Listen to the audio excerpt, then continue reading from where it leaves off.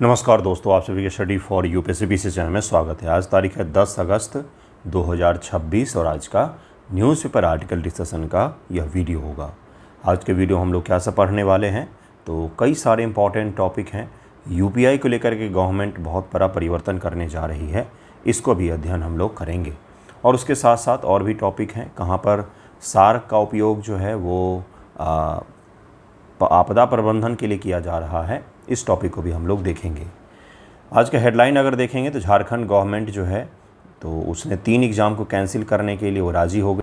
ये बहुत ज़रूरी था क्योंकि झारखंड जो है अगर सही मायनों में कहा जाए भारत के सबसे गरीब राज्य को सबसे बेहतर तरीके से लूटा जा रहा है।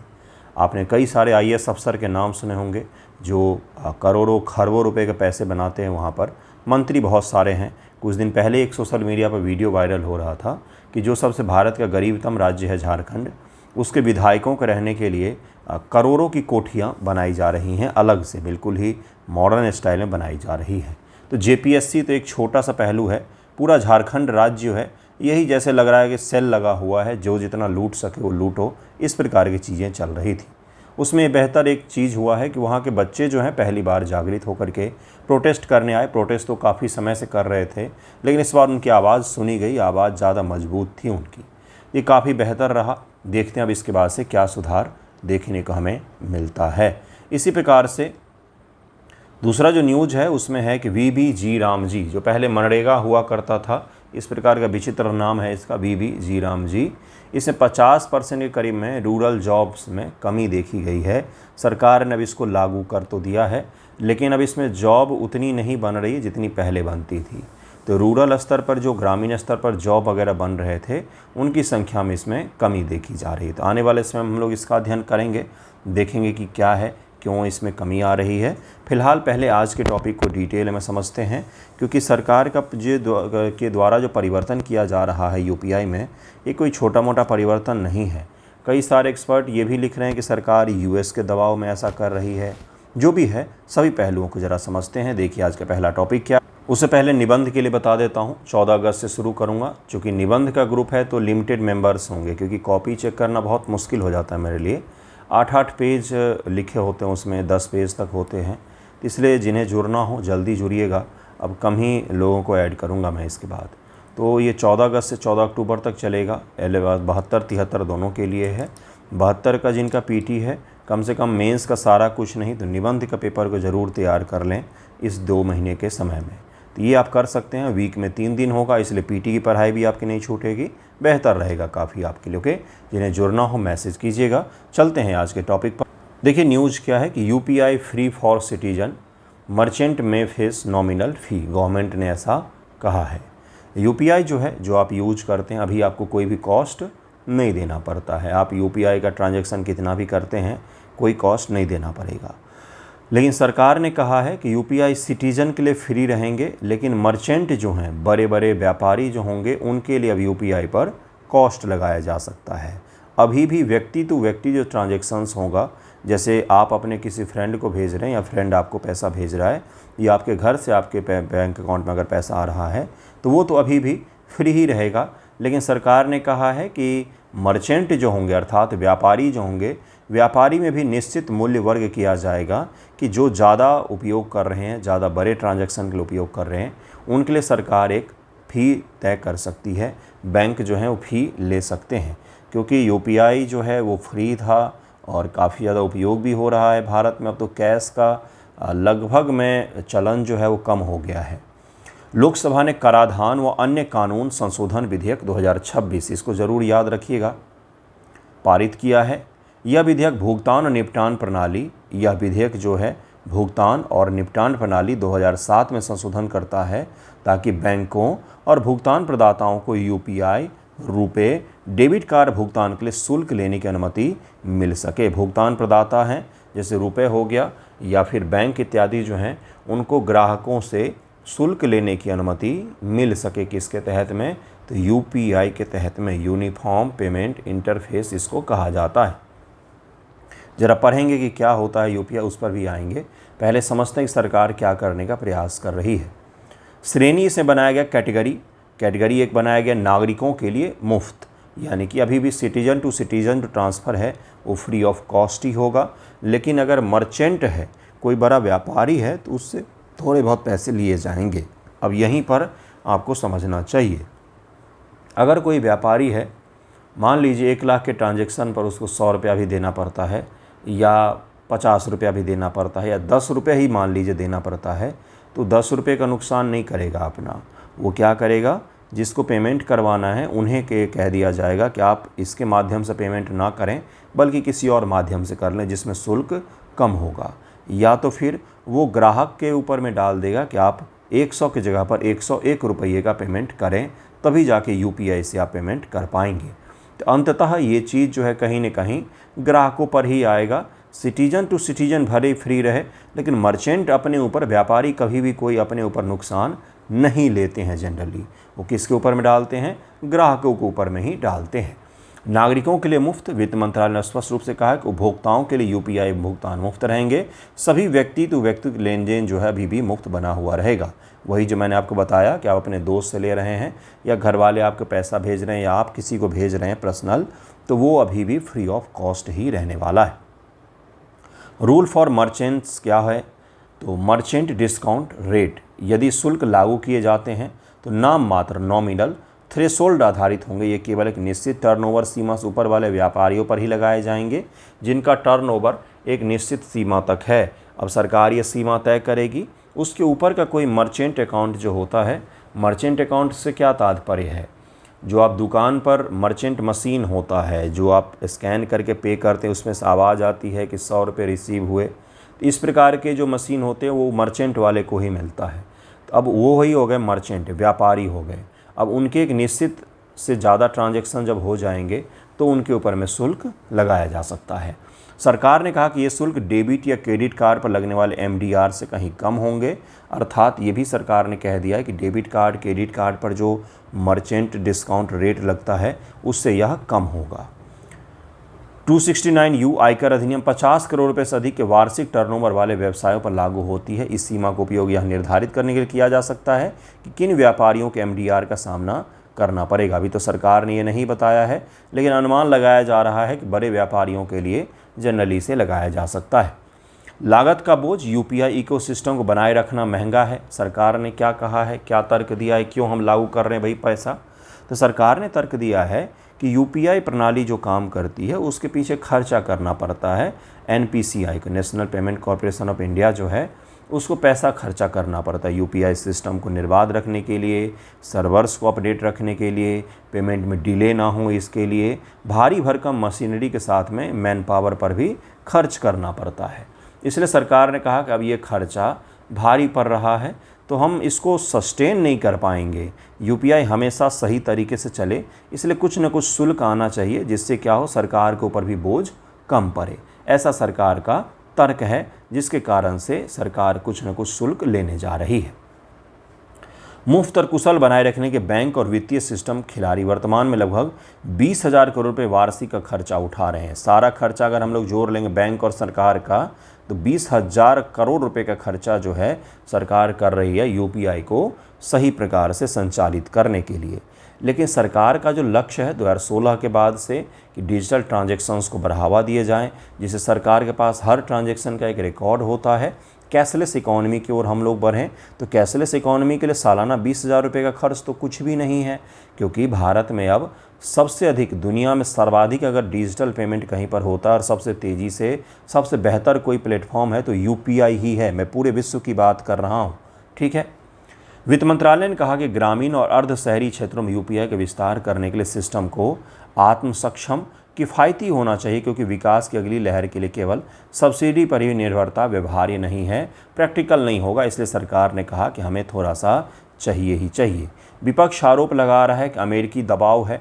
अमेरिका की कंपनी वीज़ा, जैसे आपके जो डेबिट कार्ड, ATM कार्ड होगा, उस पर लिखा होगा वीज़ा या मास्टर कार्ड, या फिर उस पर रुपए लिखा होगा, तो रुपए भारतीय प्लेटफॉर्म है, ठीक है। वीज़ा और मास्टर कार्ड ये USA के हैं।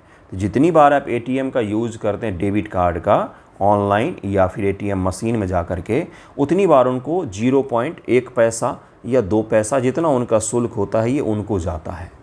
तो दिन भर में अगर करोड़ों ट्रांजैक्शन हुए तो सोचिए कितना सारा पैसा चला जाता है। तो यूपीआई आने के बाद से अब एटीएम कार्ड तो शायद ही आपने कभी यूज़ किया होगा, हो सकता है आप पिन भी भूल गए हों। जनरली मैक्सिमम लोग भूल जाते हैं क्योंकि यूपीआई ही सब लोग यूज़ कर रहे हैं। तो विपक्ष आरोप लगा रहा है कि ये कंपनियां जो हैं ये दबाव बना रही है सरकार पर कि नॉन लेवल प्लेइंग फील्ड है, भारत में समान अवसर नहीं है, यूपीआई के कारण से हमारा बहुत ज़्यादा नुकसान हो रहा है, इसलिए सरकार कुछ ना कुछ लेवी लगाए। अगर ऐसा है, ये तो वैसे है नहीं, सरकार बहुत पहले से सोच रही थी लगाने के लिए, अगर ऐसा है तो फिर भारतीय होने के तौर पर ये चीज़ सही नहीं है। अब ज़रा यूपीआई उपयोग का डेटा हम लोग देख लेते हैं। वित्त वर्ष 25 में 24,000 करोड़ रुपए से अधिक के लेन देन पिछले वर्ष से 30% बढ़ गया है। 24,000 करोड़ बढ़ गया है यूरोपे में लेन देन, जिनका मूल्य 314 लाख करोड़ रुपए हो गया है। 314 लाख करोड़ रुपए का ट्रांजैक्शन जो है ये भारत में यूपीआई के थ्रू में होता है। व्यक्ति से व्यक्ति लेन देन में से केवल 4% ही 2,000 रुपये से अधिक के थे। जो व्यक्ति से व्यक्ति लेन देन अभी भी 4% ही है जो 2,000 रुपये से अधिक मूल्य वर्ग का है। बाकी 96% जो है जिनका मूल्य वर्ग 2,000 रुपये से कम का ही है। लेकिन वे कुल यूपीआई लेन देन मूल्य के लगभग 2/3 हिस्से के बराबर, यानी कि छोटे पेमेंट के लिए भर भर के यूपीआई का उपयोग किया जा रहा है। अब ज़रा समझेंगे कि यूपीआई क्या है। मैंने यूनिफॉर्म बोल दिया था। यूनिफाइड पेमेंट इंटरफेस कहते हैं इसको। यूनिफाइड का मतलब क्या होता है, इंटरफेस का मतलब क्या होता है। आपके फ़ोन है, आपके फ़ोन पर कोई भी, जैसे व्हाट्सएप आप खोलते हैं तो जो पहला पेज आपको दिखता है या कोई भी पेज जो आपको दिखता है, कुछ भी जो खुला हुआ दिखता है, उसको हम लोग इंटरफेस कह देते हैं, ठीक है। पेमेंट्स का मतलब तो पेमेंट ही हो गया। यूनिफाइड का मतलब होता है जुड़ा हुआ, यानी कि मल्टीपल बैंक अकाउंट को जब एक ही इंटरफेस के साथ हम लोग जोड़ देते हैं, तब जाके यूपीआई का निर्माण होता है। ये बहुत ही यूनिक और दुनिया की सबसे बेस्ट प्रणाली है पेमेंट के लिए। ध्यान दीजिएगा, मैंने बोला है दुनिया की सर्वोत्तम, दुनिया की सबसे बेहतर, दुनिया में इसके टक्कर का कोई भी प्लेटफॉर्म नहीं मौजूद है। इतना तेज़ और इतना सही तरीके से पेमेंट के लिए दुनिया में अभी भी आज तक के डेट में कोई भी पेमेंट इंटरफेस मौजूद ही नहीं है। यूनिफाइड पेमेंट इंटरफेस भारतीय राष्ट्रीय भुगतान निगम द्वारा विकसित एक त्वरित रियल टाइम भुगतान प्रणाली है। रियल टाइम है, तुरंत। यह मोबाइल फ़ोन के माध्यम से तुरंत अंतर bank, inter bank, peer to peer, व्यक्ति से व्यक्ति और व्यक्ति से व्यापारी लेन देन की सुविधा प्रदान करता है। व्यक्ति से व्यक्ति भी, व्यक्ति से व्यापारी भी, और ये सुविधा दुनिया में और कहीं भी इतनी आसानी से उपलब्ध नहीं है। यह कई बैंकिंग सुविधाओं, निर्बाध फंड राउटिंग, मर्चेंट भुगतान को एक ही मोबाइल एप्लीकेशन में मिला देता है। एक ऐप है यूपीआई का, उसमें आप जितने चाहें बैंक अकाउंट को ऐड कर सकते हैं और आसानी से ट्रांजैक्शंस को कर सकते हैं। कोई दिक्कत हमें कभी भी नहीं देखने को मिलता है। ये चीज़ जो है, इसमें एक और ख़ासियत है, ये ना केवल पेमेंट को भेजता है बल्कि पेमेंट के लिए रिक्वेस्ट भी सेंड कर सकता है। जैसे आप किसी को पैसे भेज भी सकते हैं, और अगर आप कोई यूपीआई ऐप खोलेंगे तो उस पर आएगा सेंड मनी रिक्वेस्ट भी आता है कि आप रिक्वेस्ट किसी से करते हैं कि मुझे इतना पैसा भेज दो। तो पेमेंट के लिए रिक्वेस्ट भेजने का ऑप्शन केवल इसी पेमेंट में हमें देखने को मिलता है, इसी इंटरफेस में। यह कैसे काम करता है? वर्चुअल पेमेंट एड्रेस एक बनाया जाता है। यूपीआई हर लेन देन के लिए बैंक विवरण जैसे खाता संख्या, आईएफएससी कोड, शाखा विवरण दर्ज करने की आवश्यकता को ख़त्म कर देता है, जैसा पहले होता था। इसके जगह पर वर्चुअल पेमेंट एड्रेस, जैसे आपका भी एक यूपीआई एड्रेस होगा, जनरली फ़ोन नंबर के बाद @YBL, IBL इस प्रकार से लगा होता, अलग अलग बैंकों के हिसाब से अलग अलग होता है वो, ठीक है। जैसे नेम @बैंक नेम नामक एक विशिष्ट पहचानकर्ता का उपयोग करता है और इसी के माध्यम से वो पेमेंट को परफॉर्म करता है। लिंकिंग और प्रमाणीकरण, उपयोगकर्ता अपने पंजीकृत मोबाइल फ़ोन का उपयोग करके अपने बैंक खाते को यूपीआई सक्षम ऐप से जोड़ते हैं। लेन देन को एक पिन के जरिए सुरक्षित रूप से प्रमाणित किया जा सकता है। ये जो प्रोसेस आपको बता रहा हूँ ना मैं, ये प्रोसेस ही पूछा जाता है प्रीलिम एग्ज़ाम में, इसलिए ये ध्यान से रखना है आपको कि क्या चीज़ें हैं इसमें, क्या नहीं है, किस प्रकार से पेमेंट होता है, किस प्रकार से नहीं। रिक्वेस्ट वाला जो ऑप्शन बताया उसी को अगर शब्दों में पिरो करके पूछा जाए तो शायद आप समझ नहीं पाएंगे कि पेमेंट रिक्वेस्ट भेजने का ऑप्शन कितना यूनिक चीज़ है यूपीआई में, ठीक है। नेक्स्ट पर चलते हैं हम लोग। नेक्स्ट वही है, पुश एंड पुल दोनों मैकेनिज्म होता है। पुश यानी कि पैसा भेजते हैं, पुल यानी कि पैसा मांग सकते हैं, मंगा सकते हैं, रिक्वेस्ट भेज सकते हैं, ये अनुमति भी ये देता है। कोई एक समिति नहीं बनी थी इसके लिए। इसकी परिकल्पना और विकास भारतीय भुगतान निगम जो है उसके द्वारा किया गया था। आरबीआई और भारतीय बैंक संघ के मार्गदर्शन में इसका निर्माण किया गया था। यूपीआई की तकनीकी वास्तुकला इन्फोसिस के सह संस्थापक नंदन नीलेकनी, ये आईटी में भारत के सबसे बड़े माने जाते हैं, इनके द्वारा इसका डिजिटल स्वरूप कैसा होगा, कैसे काम करेगा, ये सारी रूपरेखा इन्होंने ही तैयार की थी। अत्यधिक प्रभावित और निर्देशित थी, जिन्होंने नवाचार और भुगतान प्रणालियों पर एनपीसीआई के सलाहकार के रूप में काम किया था। यूपीआई को औपचारिक रूप से 11 अप्रैल 2016 को तात्कालिक आरबीआई गवर्नर रघुराम राजन द्वारा लॉन्च किया गया था। तो रघुराम राजन और नंदन नीलेकनी जैसे लोग जो हैं, इन्होंने भारत में पेमेंट के स्वरूप को बदल करके रख दिया था। इसको बोलते हैं इम्पैक्ट वाला काम करना। काम ऐसा करो कि आने वाली पूरी पीढ़ी ही बदल जाए उस चीज़ को लेकर के। अब कैश में पेमेंट करने का लोगों की आदत जो है वो कम हो गई है। तो इस प्रकार के इन्होंने अद्भुत काम किए, इसको ज़रूर याद रखिएगा। नेक्स्ट टॉपिक पर हम लोग चलते हैं। नेक्स्ट टॉपिक है RBI focus on core inflation is slightly confusing for markets. ठीक है, अब इन्होंने जो बोला है उसको तो हम रहने देते हैं, हम समझेंगे इस टर्मिनोलॉजी को। कोर इन्फ्लेशन क्या होता है, किस प्रकार से काम करता है, कैसे निकाला जाता है, और उसके अलावा इन्फ्लेशन के प्रकार क्या होते हैं। भारतीय बाजार आरबीआई के भ्रम से रुख से भ्रमित है। अब न्यूज़ को थोड़ा सा देखेंगे। केंद्रीय बैंक का दावा है कि वह हेडलाइन मुद्रास्फीति को देख रहा है। मैं समझाऊंगा कि क्या होता है हेडलाइन इन्फ्लेशन, HI। उपयोग की गई भाषा कोर मुद्रास्फीति पर मजबूत फोकस का संकेत देती है। कोर मुद्रास्फीति क्या होता है? कीमती वस्तु धातुओं को छोड़ करके वर्तमान लगभग में 2.5 से 4% लक्ष्य की ओर बढ़ने का अनुमान इसमें लगाया जा रहा है। दरअसल में है क्या? दरअसल में है ये, आरबीआई ने अपनी मॉनेटरी पॉलिसी का ऐलान किया है, तब उसी को लेकर के अलग अलग क्रिटिसिज्म और एनालिसिस वगैरह छप रहे हैं। हमें किस चीज़ पर ध्यान देना है? हमें ध्यान देना है अपने मुद्रास्फीति को समझने पर। एक चीज़ और बता देता हूँ, विदेशी पोर्टफोलियो निवेश का प्रवाह मजबूत रहा है। विदेशी मुद्रा अनिवासी बैंक या FCNR बैंक जमा संभवतः 100 बिलियन आंकड़े को छू सकता है। भारत का विदेशी मुद्रा भंडार वर्तमान में लगभग 692 बिलियन है। इसमें से लगभग 100 बिलियन सोने में है, अन्य 20 बिलियन विशेष HDR में है, IMF में आरक्षित स्थिति है, जिससे मुख्य भंडार लगभग में 550 बिलियन रह जाता है। वेस्ट एशिया क्राइसिस, मानसून की कमजोरी। भारत में मानसून इस बार कमज़ोर है। जिस एरिया में बारिश होना चाहिए वहाँ पर कम है, और कुछ एरिया ऐसे जहाँ पर बारिश जनरली नहीं होता तो वहाँ पर बारिश अधिक देखी जा रही है, जैसे वेस्टर्न यूपी, दिल्ली और ये सब जो इलाके NCR, इनमें आपको वेस्टर्न इंडिया जो है इसमें बारिश तो देखने को मिल रही है। लेकिन पूर्वी भाग जहाँ पर बारिश बहुत ज़्यादा आवश्यक होता था खेती के लिए, उनमें बारिश की हमें कमी देखी जा रही है। मध्य भारत में भी बहुत कम वर्षा हो रही है, जिसके कारण से मानसून भी इस बार कमज़ोर है। तो ये ऐसे फैक्टर हैं जो कहीं ना कहीं इन्फ्लेशन जैसी चीज़ों को लेकर के आरबीआई के पास एक कंसर्न है, जिसके कारण से आरबीआई बहुत ही सोच समझ करके मौद्रिक पॉलिसी को बना रही है। तब इसमें इन्फ्लेशन की चर्चा बहुत ज़्यादा हो रही है, तो इन्फ्लेशन को ज़रा हम लोग समझते हैं। मुद्रास्फीति क्या होता है, इसके प्रकार क्या होते हैं। यहाँ से सवाल आने की संभावनाएं प्रीलिम एग्जाम में इस बार 90% ज़्यादा होगा।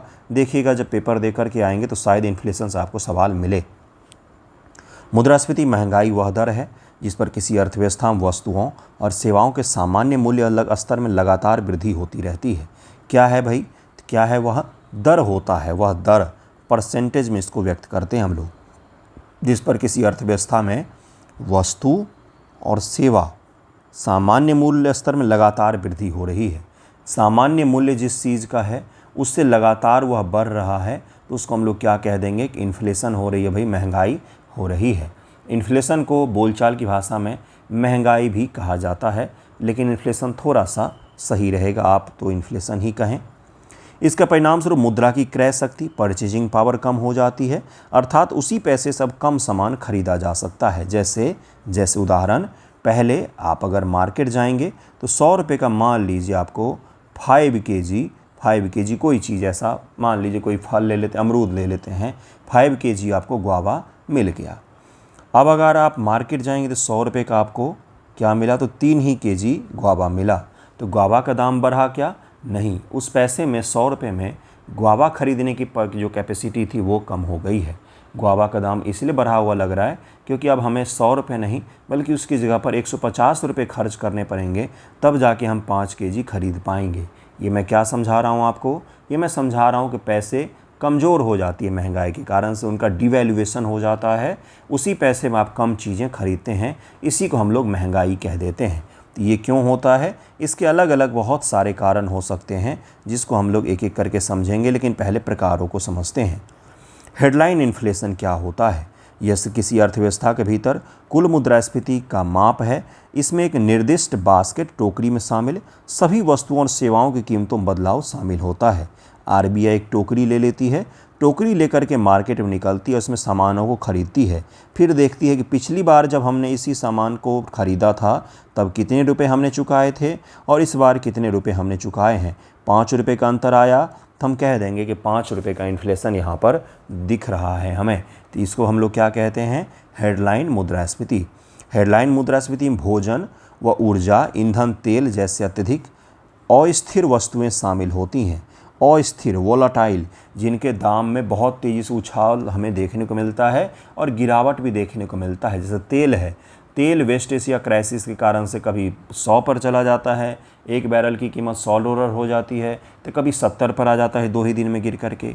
इसी प्रकार से खाद्य वस्तुएं भी होती हैं, जो सब्जियां इत्यादि हैं, उनके दाम बहुत तेज़ी से ऊपर नीचे होते रहते हैं डिमांड एंड सप्लाई के कारण से। क्योंकि इन वस्तुओं की कीमतें अस्थायी कारक जैसे खराब मानसून या युद्ध के कारण तेज उतार चढ़ाव होता रहता है, इसको हम लोग हेडलाइन मुद्रास्फीति में रखते हैं, जरूर याद रखिएगा। भारत में मापन, भारत में उपभोक्ता मूल्य सूचकांक CPI कंबाइंड का उपयोग हेडलाइन मुद्रास्फीति को मापने के लिए किया जाता है। प्रीलियम के लिए सबसे महत्वपूर्ण पॉइंट हो गया ये हेडलाइन मुद्रास्फीति, जरूर पूछेगा आपसे। हमने वोलाटाइल देखा है, वहाँ पर दे देगा नॉन वोलाटाइल, यानी कि स्थिर वस्तुओं के, स्थिर कीमत वाले वस्तुओं को जो हम नापते हैं वो होता है, तो वहाँ पर वो गलत हो जाएगा। वोलाटाइल, जिनके दाम में बहुत तेज़ी से परिवर्तन आता है, उसके मुद्रास्फीति को जब हम मापते हैं तो उसी को हेडलाइन मुद्रास्फीति हम लोग कहते हैं। अब कोर इन्फ्लेशन शब्द का उपयोग हो रहा है। भाई कोर इन्फ्लेशन क्या होता है, समझ में तो आए न्यूज़पेपर में क्या चल रहा है। कोर मुद्रास्फीति वस्तुओं और सेवाओं के मूल्य स्तर में दीर्घकालिक, लॉन्ग टर्म अंतर्निहित रुझान, अंडरलाइंग ट्रेंड्स का प्रतिनिधित्व करती है। इसकी गणना हेडलाइन मुद्रास्फीति में से अत्यधिक अस्थिर वस्तु, विशेष रूप से भोजन, ऊर्जा की कीमतों को हटा करके किया जाता है। कोर इन्फ्लेशन बराबर headline inflation minus food plus energy price को जो हम लोग हटा देते हैं, तब जो हेडलाइन बचेगा, हेडलाइन में भी अस्थिर में भी सबसे ज़्यादा अस्थिर वाले को जब हम हटा देते हैं तब जो बचता है तो उसको हम लोग कोर इन्फ्लेशन कह देते हैं। कोर इन्फ्लेशन उसको कहा जाता है। केंद्रीय बैंक जैसे RBI मौद्रिक नीति तय करने के लिए कोर मुद्रास्फीति पर बारीकी से नज़र रखते हैं, क्योंकि ये अस्थायी, आपूर्ति झटकों से मुक्त, वास्तविक आर्थिक मांग के अधिक स्थिर और विश्वसनीय तस्वीर हमें देता है। यानी कि सटीक जानकारी जब चाहिए तो कोर इन्फ्लेशन की ओर हम लोग देखते हैं, उससे हमें सटीक जानकारी मिलती है कि वास्तविकता में किसकी कीमत में सच में परिवर्तन आ रहा है। तेल सब्जियों का क्या है, आज बढ़ेगी कल कम हो जाएगा, लेकिन उसके अलावा जो वस्तुएं हैं उसमें कितना परिवर्तन आ रहा है, इसी को कोर इन्फ्लेशन कहा जाता है। इसीलिए बहुत आवश्यक होता है बैंकों के लिए। कारण के आधार पर मुद्रास्फीति का अन्य प्रकार होते हैं। मांग प्रेरित, जब तब होता है अर्थव्यवस्था वस्तुओं और सेवाओं की समग्र मांग उनकी आपूर्ति से अधिक हो जाती है। जैसे मान लीजिए आम का सीजन है और आम का उत्पादन कम हुआ, आम का डिमांड बढ़ गया, तो क्या हो जाएगा, आम जो 100 रुपये का मिल रहा था अब एक आपको 120 रुपये का देगा। क्यों भाई? क्योंकि ज़्यादा लोग आ रहे खरीदने के लिए, है ना। अब इसका ठीक उल्टा कर दीजिए, उत्पादन ज़्यादा हो गया, मांग कम है, तो 100 रुपये की जगह पर वो 80 रुपये बिकेगा, क्योंकि ग्राहक ही नहीं है मार्केट में। तो इसको क्या कहते हैं हम लोग? मांग प्रेरित इन्फ्लेशन इसको कहते हैं। अब लागत प्रेरित इन्फ्लेशन क्या होता है?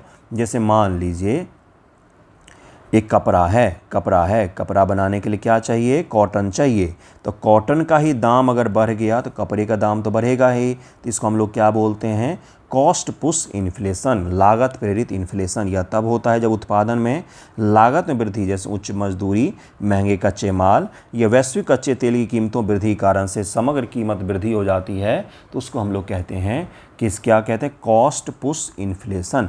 मांग तो उसका वही है, प्रवाह भी उसका वही होना चाहिए, लेकिन अब लागत बढ़ गया है उसका, जिसके कारण से उसके इन्फ्लेशन बढ़ जाते हैं। एक होता है गति तीव्रता के आधार पर मुद्रास्फीति, रेंगती हुई। जब 2 से 3% रहे तो उसको रेंगती हुई कहा जाता है। सरपट दौड़ती हुई, 20% से 100% पर जब इन्फ्लेशन चली जाए तो गंभीर हो जाता है, बहुत भयानक स्थिति है इसको सर पर दौड़ती हुई। अब हाइपर इन्फ्लेशन होता है, जैसे वेनेजुएला इत्यादि में देखा गया, जहाँ पर सामान के दाम बहुत ज़्यादा बढ़ जाते हैं, इतने ज़्यादा बढ़ जाते हैं कि उसके लिए आप व्यक्त नहीं कर सकते हैं। एक कप कॉफ़ी की कीमत अगर 1,00,000 रुपये हो जाए, 1,00,000 रुपये यानी कि ट्रक में पैसा भर के जाएं और झोला में सामान लेकर के आएँ, तो उसको हम लोग हाइपर इन्फ्लेशन कहते हैं। ऐसी स्थिति भी बनी है, बिल्कुल सही सुन रहे हैं आप। स्टैगफ्लेशन होता है कि स्थिति, स्टैगफ्लेशन मुद्रास्फीति जनित मंदी एक दुर्लभ और विरोधाभासी आर्थिक स्थिति है जिसकी विशेष एक ही समय में स्थिर रुका हुआ आर्थिक विकास, उच्च बेरोजगारी और उच्च मुद्रास्फीति तक होना होता है। इसे हल करना बहुत मुश्किल हो जाता है सरकारों के लिए कि मार्केट में महंगाई भी बहुत ज़्यादा है, बेरोजगारी भी बहुत ज़्यादा है और आर्थिक रूप से अस्थिरता भी आ गई है, लोगों की इनकम भी कम हो गई है। तो इनकम कम में मतलब महंगाई मतलब ऐसे हुआ कि सर मुंडाते ही पड़े ओले, माथा ही फूट जाएगा, तो वैसी स्थिति हो जाती है इसमें। इसको स्टैगफ्लेशन कहते हैं, स्टैगफ्लेशन कहते हैं, ज़रूर याद रखिएगा इसको। नेक्स्ट टॉपिक पर चलते हैं। कहाँ पर है जो हरिकेन के लिए सार्क का उपयोग किया जा रहा है प्रेडिक्शन के लिए? डेलावेयर विश्वविद्यालय के शोधकर्ता इस बात का परीक्षण कर रहे हैं कि क्या सार्क तूफान की तीव्रता की भविष्यवाणी करने मदद के लिए mobile near real time ocean data observer वास्तविक समय के समुद्री डेटा पर्यवेक्षक के रूप में काम कर सकती है। इसका परीक्षण किया जा रहा है। ये क्या हो गया? नेचुरल रिसोर्स का ही उपयोग हम लोग कर रहे हैं, प्राकृतिक चीज़ों का ही उपयोग कर रहे हैं हम लोग। किसके लिए? तो डिजास्टर मैनेजमेंट के लिए। इन सीटू हम लोग इसको मैनेजमेंट कह सकते हैं। वहीं पर उपलब्ध चीज़ों का उपयोग करके हम लोग डिजास्टर मैनेजमेंट कर रहे हैं। अमेरिका के पूर्वी तट के पानी में तैरने वाले सार्क अब ऐसा डेटा इकट्ठा कर रही हैं जो वैज्ञानिकों को लैंडफॉल से पहले तूफान की संभावित तीव्रता को समझने में मदद करेगा। ठीक है, उपयोग की गई इन तकनीक CTD टैग कहा जाता है इसको। C का मतलब है कंडक्टिविटी, T का मतलब टेम्परेचर और D का मतलब डेप्थ। इन तीनों से जुड़ा हुआ जो टैग होता है उसको CTD टैग हम लोग कह देते हैं। सामान्य भाषा में क्या कहते हैं? CTD टैग इसको कहा जाता है। पानी की चालकता को मापता है, सीधे तौर पर समुद्र की लवणता यानी पानी में नमक की मात्रा से संबंधित होता है। ये तापमान मापेगा और ये गहराई पर जाकर के दबाव को मापता है। कैसे काम करता है? इन टैग को समुद्री जीवों जैसे सार्क, सील या कछुए के शरीर पर लगाया जाता है। जैसे जैसे जीव पानी में तैरता है, गोता लगाता है, टैग लगातार पानी की चालकता, तापमान और गहराई को रिकॉर्ड करता है। जब जीव पानी की सतह पर आता है, इस टैग से एकत्रित डेटा को उपग्रहों को भेज देता है, जिससे सरकारों को ये पता चलता रहता है कि भाई किस प्रकार का दबाव है, तापमान क्या है, कब हरिकेन बन सकता है। अब हरिकेन हो या फिर उष्णकटिबंधीय चक्रवात हो, साइक्लोन हो। इसके लिए हमने पढ़ा है कि साइक्लोन के लिए क्या होता है भाई? कोरियोलिस बल वहाँ पर होना चाहिए, अर्थात 0 डिग्री विषुवत पर नहीं होगा। टेम्परेचर 27 डिग्री C से ज़्यादा, कम से कम 150 मीटर नीचे पानी तक में होना चाहिए। तो ये सब जो परिस्थितियाँ हैं वो हमें पहले ही डेटा से पता चल जाता है कि हाँ भाई परिस्थिति सारी बन गई है, अब हरिकेन की संभावनाएँ बन सकती है। इसका उपयोग कहाँ पर करेंगे आप? अगर मान लीजिए जलवायु परिवर्तन जैसी चीज़ें पूछी जाएँ या आपदा प्रबंधन जैसी चीज़ें पूछी जाए, तो वहाँ पर आप बता सकते हैं कि हाल ही में अमेरिका में इस तरह की चीज़ें की जा रही है कि जो मछलियाँ हैं, सार्क हैं, इन्हीं का उपयोग हम डेटा संग्रह करने के लिए कर सकते हैं। इन पर एक टैग लगा दिया और इसका उपयोग कर सकते हैं। वैज्ञानिक सार्क के पृष्ठीय पंख पर CTD टैग नामक छोटे इलेक्ट्रॉनिक उपकरण लगाते हैं। ये CTD टैग समुद्र के विद्युत चालकता, लवणता से संबंधित एक मीट्रिक तापमान और गहराई को मापते हैं। यह भी समुद्री जीव तैरते और गोता लगाते हैं। हर बार सार्क सतह पर आता है, तैरती है, तो उससे रिसीवर के जरिए क्या होता है, सैटेलाइट को डेटा मिल जाता है और सैटेलाइट जो है उस डेटा को वापस से भेज देते हैं, विश्लेषण किया जाता है और हम अंदाज़ा लगा सकते हैं। सार्क को ही क्यों चुना गया? इससे पहले ध्रुवीय क्षेत्रों में हाथी सील, एलिफेंट सील पर जानवरों से जुड़े सेंसर का इस्तेमाल किया जाता था, लेकिन सार्क एक नया अवसर प्रदान करती क्योंकि प्रचुर मात्रा में है, व्यापक रूप से वितरित हैं, संरक्षित समुद्री स्तनधारियों की तुलना में उन तक पहुंचना आसान होता है। इसके कारण से इसका सार्क का उपयोग किया जा रहा है। उत्तरी अटलांटिक में शोध के लिए मजबूत उम्मीदवारों जैसे इसकी शॉर्ट फिन माको सार्क होते हैं, ब्लू सार्क होते हैं, स्मूथ हैमर हेड होते हैं, अलग अलग सार्क की पहचान की जा रही है। सबसे बड़ी चीज़ होगा क्या भाई? सार्क के ऊपर में जाकर के टैग कौन लगाएगा, है ना? तो बैल के गले में घंटी कौन बांधे? तो सार्क के ऊपर टैग लगाना खतरनाक साबित हो सकता है। उसके लिए हम विशेष लोगों की आवश्यकता पड़ती है क्योंकि सार्क जो है ये इंसान को निपटा सकते हैं। यह शोध मुख्य रूप से समुद्र के ऊपरी परत के गर्मी सामग्री में रुचि रखता है, जिससे मिश्रित परत के रूप में जाना जाता है।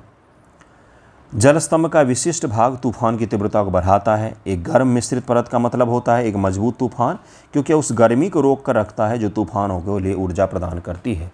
इस प्रकार से हम टेम्परेचर के मापन के जरिए, सैलिनिटी के जरिए और डेप्थ के जरिए, दबाव के जरिए, प्रेशर के जरिए हम पता लगा सकते हैं और आपदा प्रबंधन में ये हमें पहले ही भविष्यवाणी करने में मदद कर सकता है। तो इसको ज़रूर याद रखिएगा। प्रीलिम में भी पूछा जा सकता है, मेंस में भी इसका उपयोग कर सकते हैं, निबंध लेखन में भी इसके बारे में बता सकते हैं। अगर पूछा जाए आपदा प्रबंधन से जुड़ा हुआ कोई निबंध तो उसमें भी इसका उपयोग कर सकते हैं। आज के 3 टॉपिक हमने कंप्लीट किए हैं। नेक्स्ट वीडियो में इसके आगे की चीज़ों को करेंगे। थैंक यू सो मच आप सभी का वीडियो देखने के लिए।